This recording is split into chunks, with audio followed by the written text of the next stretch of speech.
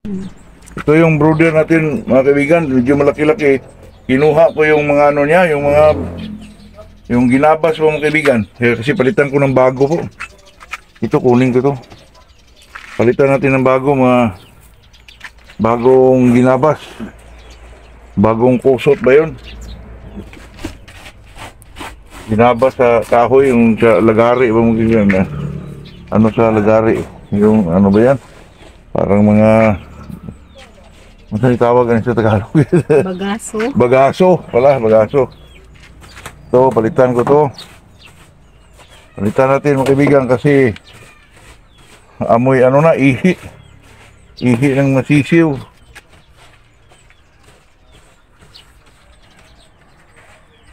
Yan. Palitan natin to para presko na naman ulit. Okay. Okay na. So natin bago. Ano ang sako dito mga kaibigan? 50 ang sako. Oh. Para bago na naman ulit.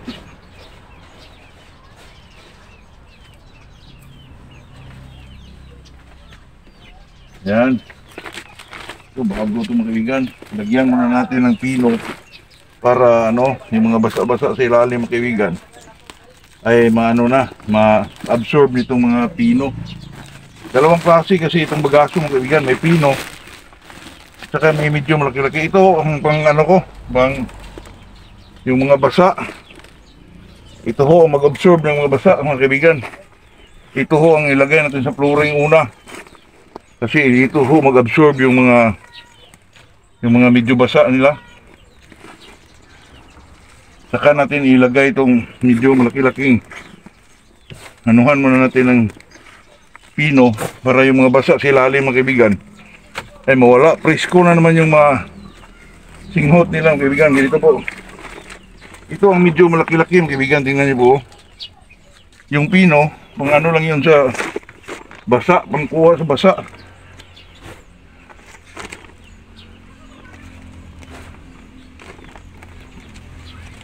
Napakagandang brooder itong kaibigan kasi malaki. Pero pagdating nila ng mga 2 weeks itong kaibigan, biglang lumaki yung mga sisiyo mga kaibigan. Maganda talaga yung naka-cover, yung may naka-cover sa sisiyo. Kasi parang ano di sila magkasakit. Lalo na may mga kusot. Parang palaging presko yung ano nila, area.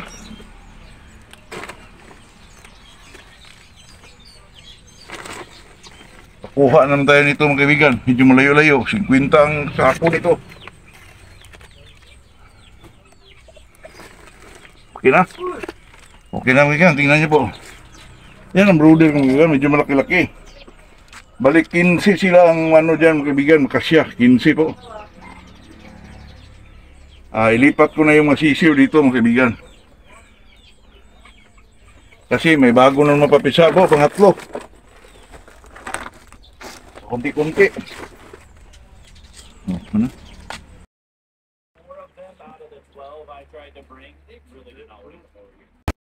Sisiw. Nabaguhan sila mga kaibigan. Yan, may mga pusom na dyan. May pusom dito pero 3 lang. Siguro ang maraming pusom sa pangatlo, pangapat. Talagang kapili tayo doon.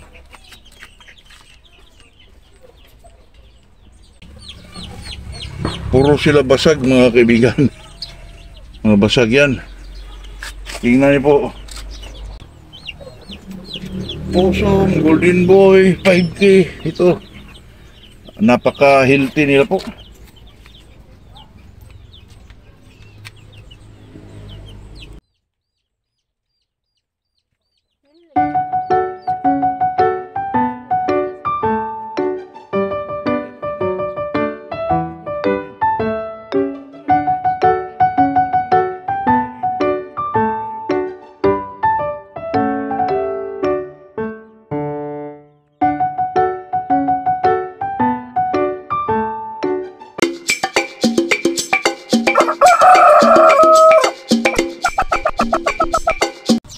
Good day sa ating lahat. Andito na naman tayo sa ating channel na Mercado Official po.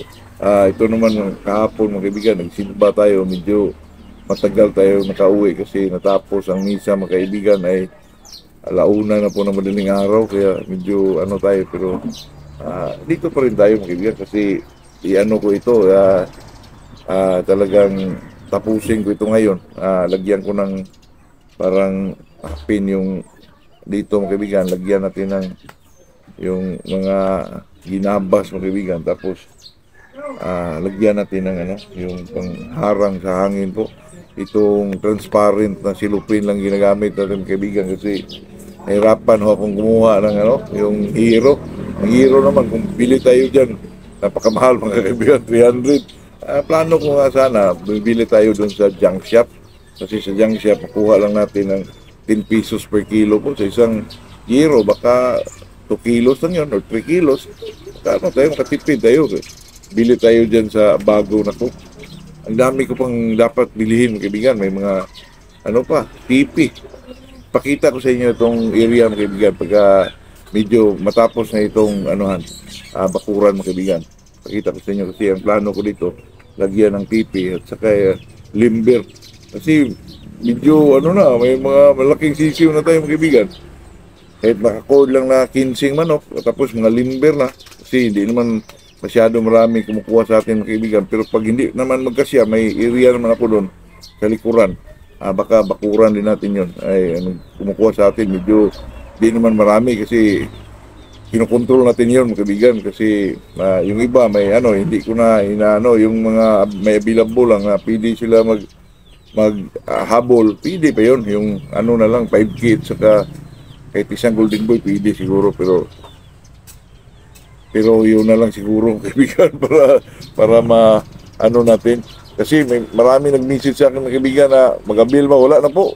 Kasi ang dami nilang mga kaibigan na mag-abil pa sa Facebook ko. Talagang hinihinto ko na po kasi sa next na naman mga kaibigan. Baka sa next makuha tayo ng white kilso o ano ba, pure na 5K, baka gano'n na rin. Pero ngayon, stop mo na mga kaibigan para mapokus natin itong ano, itong, kasi marami pang gastusin ngayon mga kaibigan kasi kaumpisa lang natin. Kaya medyo natambakan sa mga bilihin ano po, pang manok. Pero okay lang yan para enjoy din tayo po. Pag medyo, kaya nag-stop na tayo mga kaibigan. May mga nagsabing humahabol pero dami po sila mga kaibigan, kaya sa next na lang po, baka susunod na lang mga kaibigan kasi kabahan tayo dyan. Baka makulong tayo dito. Ang pag-usapan natin dito mga kaibigan ay shoutout muna tayo kay Alboy Gablines at si Arlan Tingson. Itong pag-usapan natin mga kaibigan ay kasi may nag-comment sa akin mga kaibigan na yung manok daw na naka-cord, babad sa init, ay pumupula ba daw yung mata. Pumupula ba daw yung mga mata mga kaibigan. Pero sa akin din mga kaibigan, dati pa ako, may manok akong medyo may ka-orange lang siya. Pero nung na-cord ko siya sa, kasi ano lang yung mga kaibigan, yung cord niya talagang ano lang, yung plywood na pininturahan. Yun, pero ano siya, karabogras yung kaibigan. Pero talagang babad sa init kasi Mindanao dati mga kaibigan. May time doon na summer na medyo parang El Nino ba yun? Basta parang dati pa yun mga kaibigan. Ako, ang manok mga kaibigan, pulang-pula po, mata po. Palaging hinihingal sa medyo ano na yung init. Ako, pero pumupula yung mata mga kaibigan. Kaya itong nag-comment dito, baka pumupula din yung mata sa manok niya. Na inaano niya kasi iba yung naka-cord yung manok mo sa medyo malilim na lugar mga kaibigan, yung walang araw. Iba po, pero magandang balahibo. Ako, napakaganda pag medyo may nainit lang na konti. Tapos malamig, maganda po ang balahibo dyan mga kaibigan. Kasi yung manok na babad sa init, parang kulot-kulot yung dito mga kaibigan, parang masunog yung sa likuran, lalo na pagbasag. Pero pag ilagay mo dyan sa medyo malilim na lugar na medyo hindi siya mainitan, may initan ng konti, pero ano talaga, parang nakatago sa maganda po mga balahibo mga kaibigan. Pero pag tayo ay nag-cord naman, na medyo lang kung sagingan yung area mo, talagang hindi talaga matamaan ng araw. Pero kung cord ka talaga, lalo na ngayon, ay talagang anuhan sa init mga kaibigan, di mo talaga maiwasan yan. Kaya yung nag-ano sa akin dito na totoo ba daw na ang manok ay babad sa araw, pumupula ba daw yung mata? Pumupula yan mga kaibigan. Ay experience ko rin yan na yung manok na yan. Pero parang urin sa yung mata niya. Pero yung sa palagi na siyang nandun sa cord na yun, ay anim na manok ko yung dati mga kaibigan na talagang may mga tipis sa talagang kung mainit mga kaibigan, talagang mainit yung area na yun.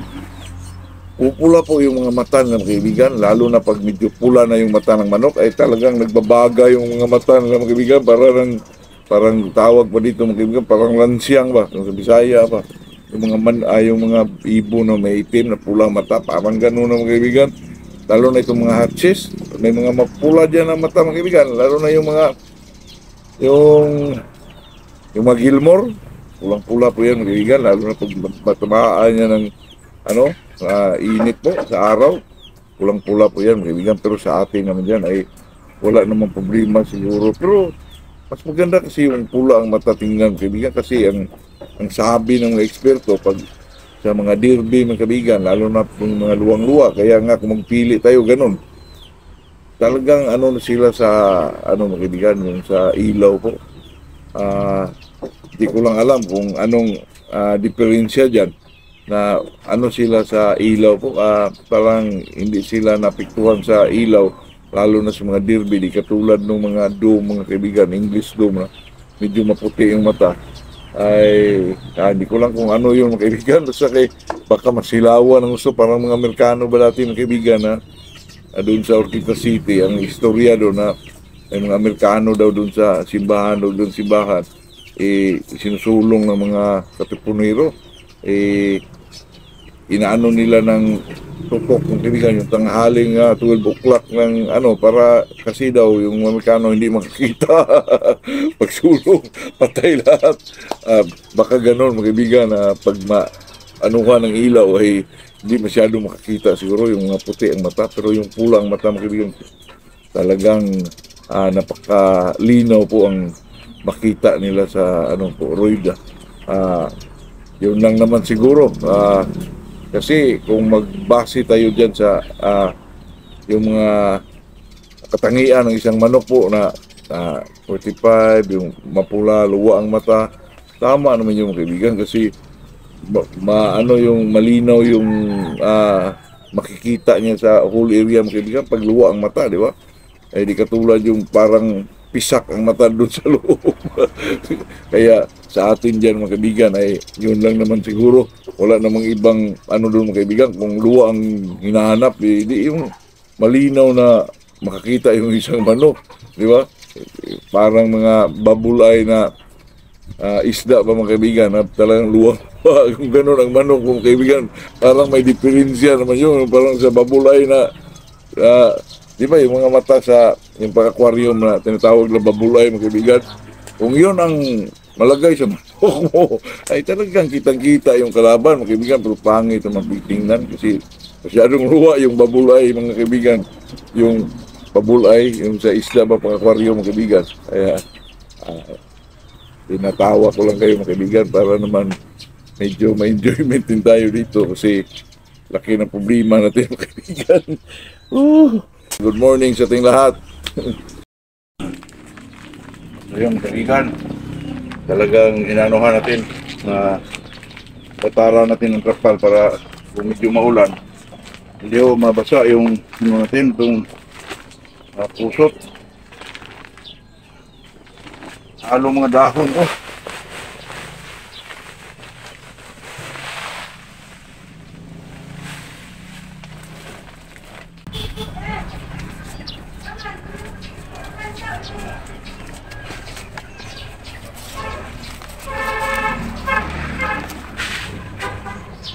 Muna na ito mga dahon. Mas ganda ito mga dahon pala. Buka na.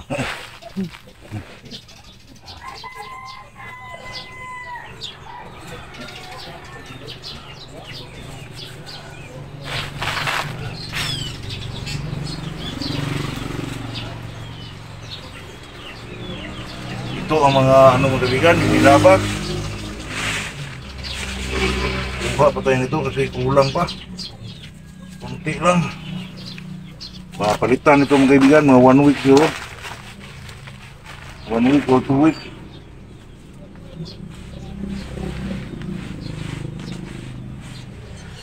Yan.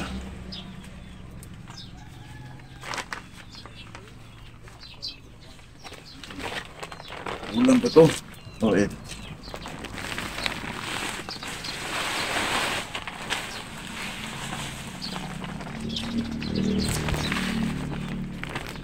Ano ni, ginabuhig sa bungis ko.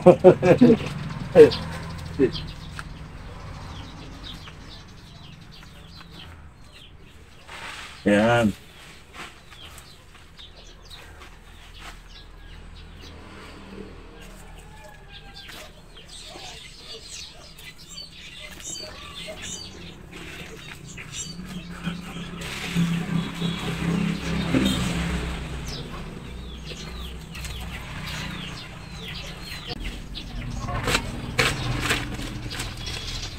Ano ulit?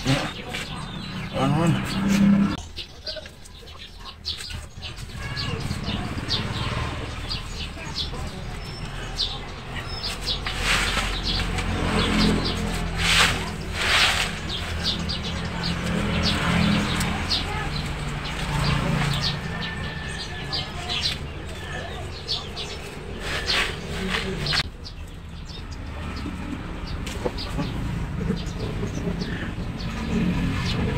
Yung may pa tayo.